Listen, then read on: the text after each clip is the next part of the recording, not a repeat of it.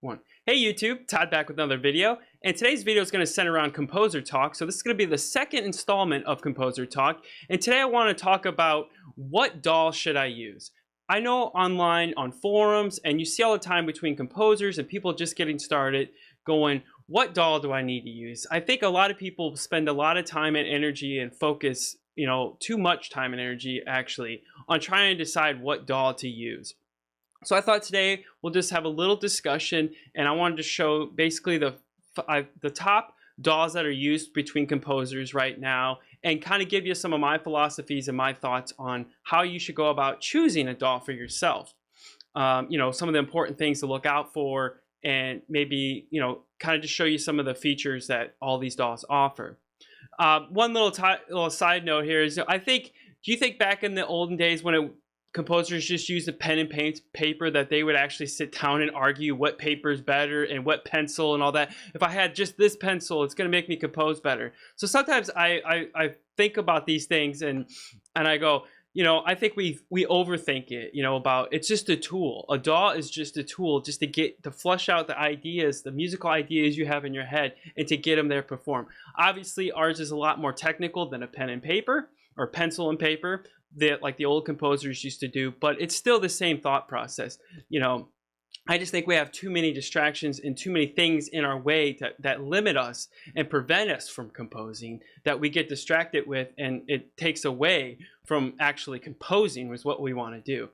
So anyway, that's just my little spiel, my little philosophy. Like I said, I'm gonna treat this as a DAW is just a tool, just like any sample library or anything out there that you use to produce music. It's just a tool. So don't get hung up on everything and think about, when you read a forum and everybody's like, no, this DAW's better, this DAW better.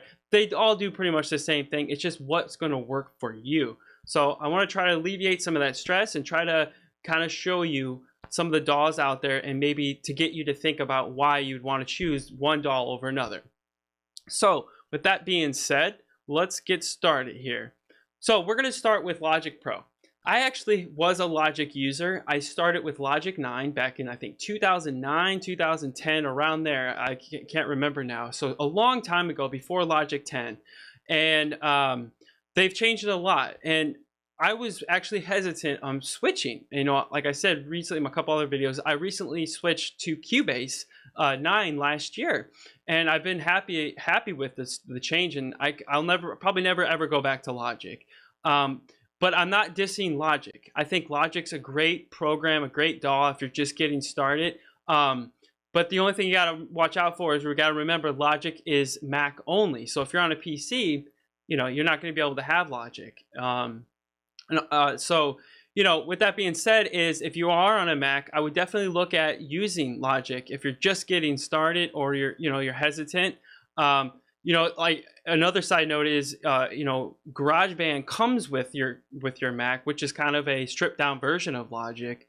But I think you're going to find the limitations very quickly. So, if you're just looking to get started, and Logic is actually really reasonably cheap. It's like $199 in the App Store.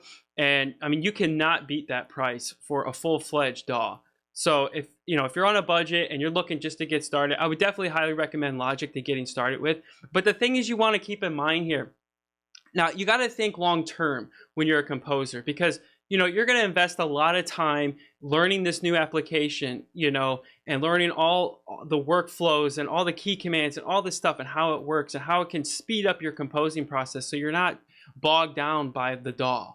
And so you kind of want to think long term, and just think, well, I just need something now, so I'm just going to get something. Because once you get in there and you start composing and you're using it, you're going to get into that trap where, like, I don't want to change, but you could be missing features or something that could actually help you compose easier. So just keep that in mind as well.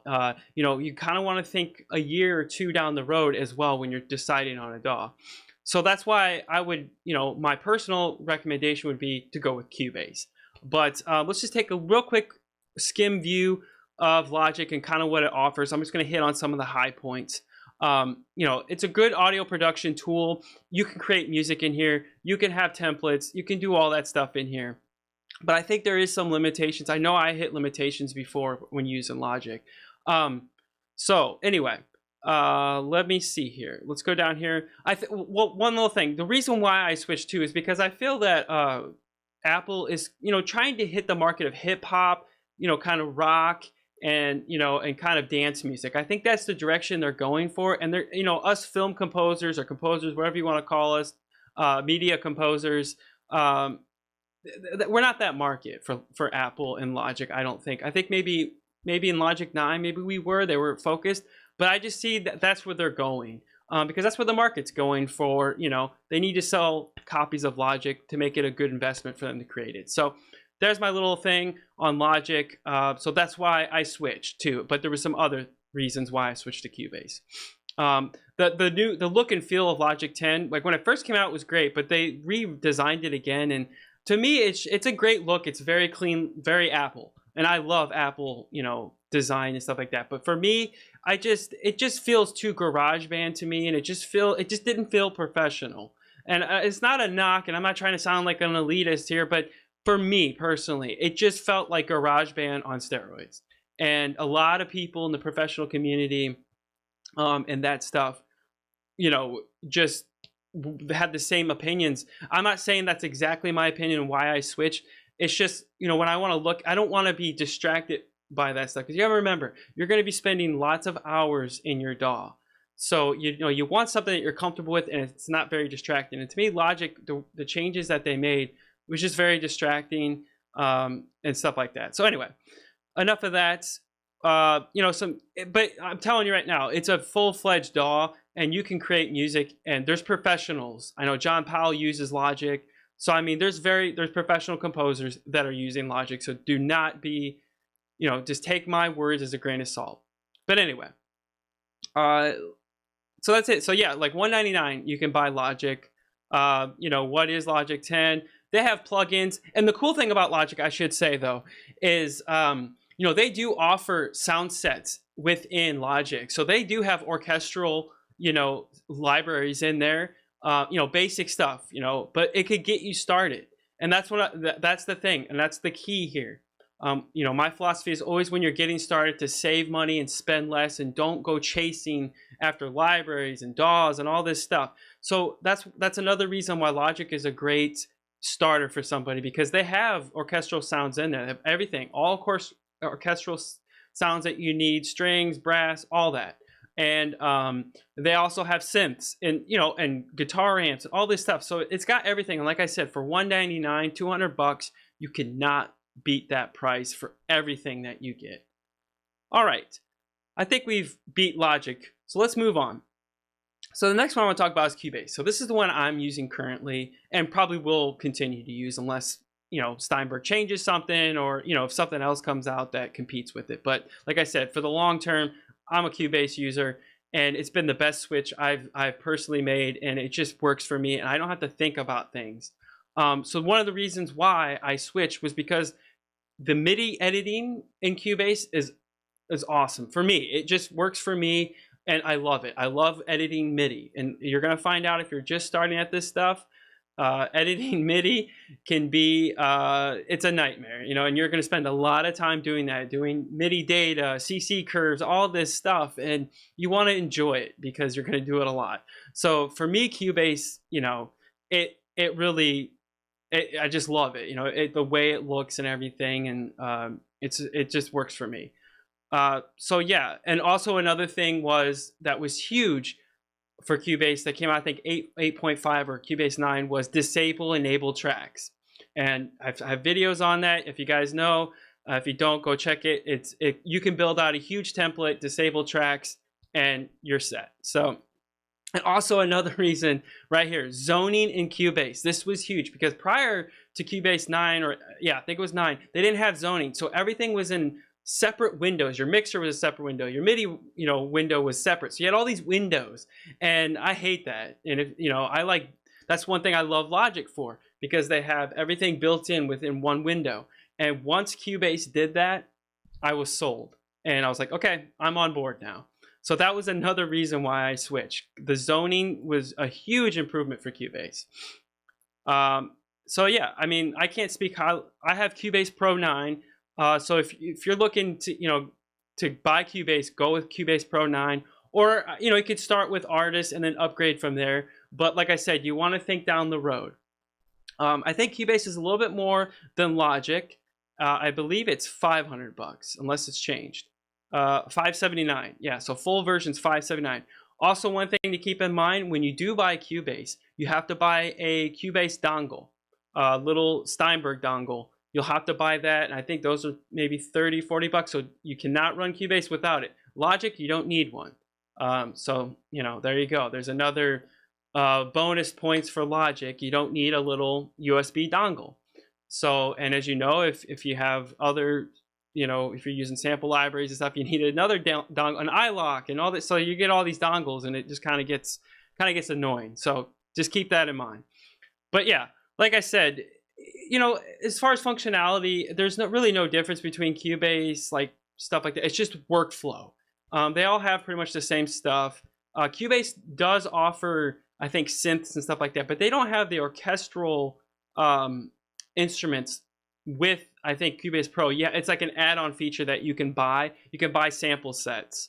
So, there's that. But yeah, like I said, I love Cubase. I currently use it, and as you know, if you look on my channel, you see me doing quick tips all the time. These are things that I'm finding that help me as a composer and hopefully help you guys. All right, so I think those are the two most popular DAWs that most people use as composers.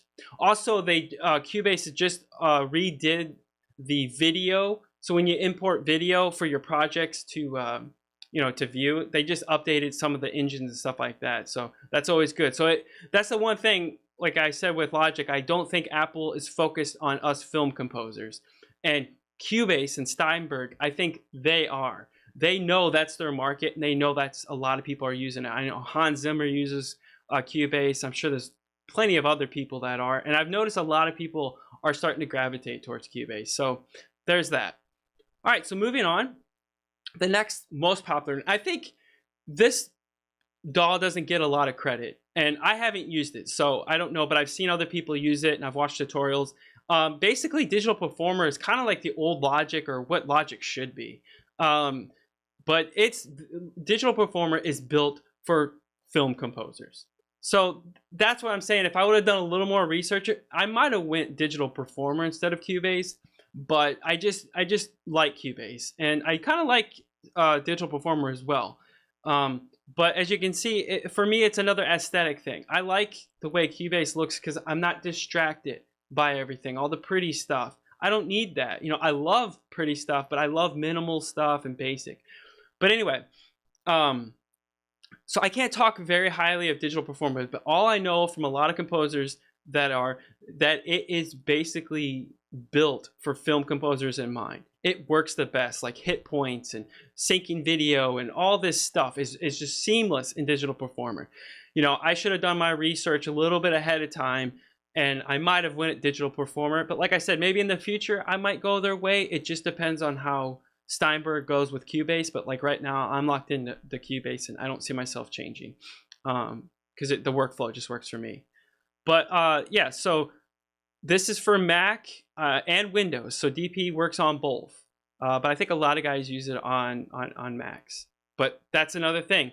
Cubase and Digital Performer, you don't have to be a Mac user to use it. You could be on a PC if you prefer, or a Mac. So that was another reason why I went to Cubase, is because with Apple and the Mac Pro, and they're not really looking at professionals anymore. I was like, well, I got to get a DAW, because if I switch, I can't use Logic anymore because Logic's Mac only. So that was another reason why I switched to Cubase. So anyway, so yeah, some features of Digital Performer. Sorry, I can't talk too highly about this DAW because I don't use it, but like I just want to let you guys know that this DAW is out there. A lot of people, probably don't hear about this DAW until after the fact. After you start talking to people and you actually get into composing. But yeah, this is a great DAW, and it's built for film composers in mind. And as you can see, a lot of these DAWs now include amp simulations and all this stuff. So it's kind of like it's kind of built in. So here's some kind of some of the stuff that's there. But definitely, I'll put links down to all these DAWs so you can check them out and get a feel. I just want to get them out there for you. All right, the next most popular is Pro Tools. Now, yes, there is some composers that use Pro Tools, and I'll give you one, and if you don't know him, definitely go check him online. Check out his master classes. Is Mike Verda. He's a great guy, but he uses Pro Tools, and the reason he doesn't use any other DAW, he uses Pro Tools because he doesn't get bogged down by MIDI CC curves. He plays it in. He has a mod wheel. His technique is amazing. If you have never visited his YouTube channel, it's Mike Verda. Just put it in, YouTube search. You will find it. Subscribe to him. Look at his master classes. I cannot highly recommend him enough. I've learned so much from him. But anyway, he has a video on mod wheel technique and how to do dynamics. But anyway, that's why he uses Pro Tools, because he doesn't do MIDI curves. If he does, he just goes a little swipe in there. He doesn't spend his time. He spends his time composing and performing. That's his thing. And so, that's why he uses Pro Tools, because he doesn't need all that stuff. He just needs to put it in and he's done. So this is out there. A lot of Pro Tools people that I know, it's like recording studios and stuff like that, and rock and hip hop and all that stuff. They record all the audio in Pro Tools and do their mixing and stuff like that, or they'll use Logic to do all their MIDI stuff and then convert it into Pro Tools and audio. So it's predominantly an audio thing. I think they do have stuff in there for film scoring and stuff like that. I mean, they do Sibelius, stuff like that. I don't know. Like I said, I can't really talk too highly of Pro Tools because I've never used it recently. I used it in the past, but I didn't use it for film scoring, so I cannot give it justice. But I'm just saying there are composers that do use Pro Tools. So this might be an option for you. So if you're just like, you're more of a band guy, guitar, and you record bands all the time, but you're just kind of dipping your toes into film scoring, but you're not going to see it, that's going to be your full-time thing, then I would look at Pro Tools. But if you are like, coming from the dance world or whatever, I would definitely, look at either Logic, Cubase, or Digital Performer. All right, and the last one I want to touch on is Ableton Live. And you're like, Ableton Live, that's weird. It's more, I'm just going to say this. There is people out there that use it for composing. Daniel James, look him up if you're not. He used to be an Ableton guy. He uses it more for sound design stuff now, but he switched over to Cubase too because he was seeing the limitations of using Ableton. But I just wanted to point out that there is some guys that use it, and if you're coming from a dance background, loops background, then I would look into Ableton, because I think it would work. I think they are building functions in there for film scoring to make it easier. But like I said, if you're going to go into this full blown, and you got to look, 3, 4, 5 years down the road, and you got to, because once you get a DAW, you kind of want to stay with it. You don't want to be going back and forth because that's just creating more problems for you, and it's taking focus off composing music. Because remember, guys, at the end of the day, that's what we do. We compose music. So, yeah. So there's some basic stuff. I hope you guys enjoyed this video. I know it's kind of thrown together. It's kind of like I said, it's up to you. You got to really research these DAWs and see what workflows and what things are going to work for you. Just because Cubase works for me and Logic works for John Powell and, all this stuff, and Mike Verda uses Pro Tools. Okay. It's just how our minds work, but it's not going to make you do better music. Okay. Let's get that myth. Let's kill that myth, because I've heard that like, oh, if you use Logic, your songs are going to sound different, or if you use Pro Tools, or no. The DAW does not make the sound. You make the sound. Like I said, the DAW is a tool to create music.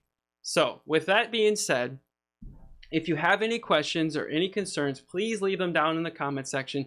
I really want to know what you guys, are thinking, what questions you have, and I will try to answer them the best I can. If not, I'll give you, I'll point you in the right direction. What type of music do you guys compose? Or where are you coming from? What's your background? Were you a dance producer? Were you a rock guy, a guitar player? I want to know. I want to know what you guys are out there, what you're composing and how you became a film composer. I'd love to hear you guys' stories. So put that in the comments. If you like this video, hit like so I know to continue more videos like this with Composer Talk. And if you're not subscribed to the channel, please subscribe. And like I said, this is like a new series. And if you have any ideas or any topics you want me to cover for Composer Talk, put them in the comments below, and I will feature them on a video and give you credit and all that stuff. But anyway, thanks for watching, and I'll see you on the next video.